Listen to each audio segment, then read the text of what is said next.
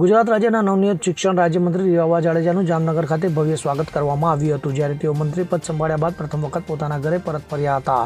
તેને લઈને શહેરમાં ઉત્સાહનો માહોલ છવાઈ જવા પામ્યો હતો, જ્યાં સમર્થક અને પરિવારજનોએ ઢોલના નગારા, પુષ્પમાળા અને ફટાકડાઓ સાથે તેમનું સ્વાગત કર્યું હતું. તો રીવાબાના ઘરના મુખ્ય દરવાજા પર તેમના પતિ ખ્યાતનામ ભારતીય ક્રિકેટર રવિન્દ્રસિંહ જાડેજા અને પુત્રી નિધિયાના ઉપસ્થિત રહ્યા હતા, જેમણે પરંપરાગત રીતે નજર ઉતારી આશીર્વાદ આપ્યા હતા. સ્વાગત સમારોહ પરિવાર અને સમર્થકોએ મીઠાઈ વહેંચી અને ઢોલના તાલે ઉજવણી કરી હતી. રીવાબાએ સ્મિત સાથે સૌનો આભાર વ્યક્ત કર્યો હતો, જેનાથી વાતાવરણ વધુ ઉત્સાહી બન્યું હતું. જામનગર લોકો માટે આ ઘટના ગૌરવની ક્ષણ હતી, કારણ કે રીવાબા શિક્ષણ જેવા મહત્વના ખાતાની જવાબદારી સંભાળી રહ્યા છે. તો આ સ્વાગતે રાજકીય અને સામાજિક રીતે શહેરમાં નવો જોશ ભર્યો છે. તો રીવાબાની આ નવી ભૂમિકા ગુજરાત રાજ્યના શિક્ષણ ક્ષેત્રે સકારાત્મક પરિવર્તન લાવે તેવી આશા સેવાઈ રહી છે.